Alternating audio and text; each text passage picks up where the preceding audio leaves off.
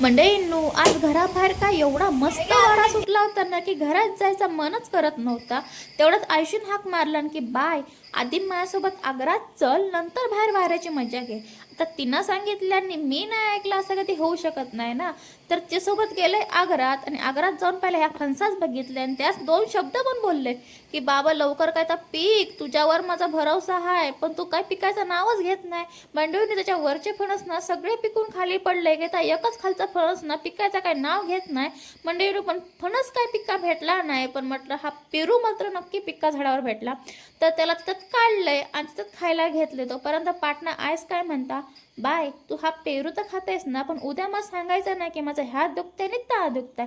आईशी सांगितलेले 1-2 फणस गप्पाने काढले आणि तसा धावत घरात आलाय, कारण की तिथे ना माझे मच्छरने दोन्ही पाय सोलून खाल्ल्याने होते.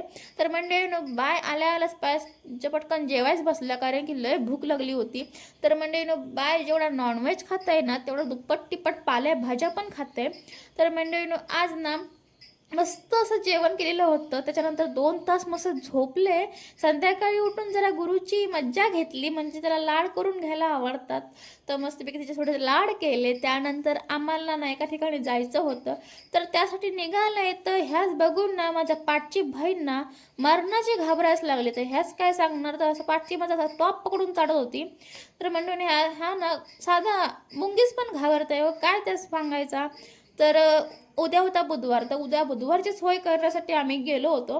तर मंडळीने जाता आता नदीत बघितलं, तर नदीत कसला पाणी, एवढा पाऊस पडला पण नदीत पाणीच नाही. आणि मंडळीनं मस्त असा रिमझिम रिमझिम पाऊस पडत होता. जरा त्याच्या पावसाची जरा मज्जा घेत चाललं होतं.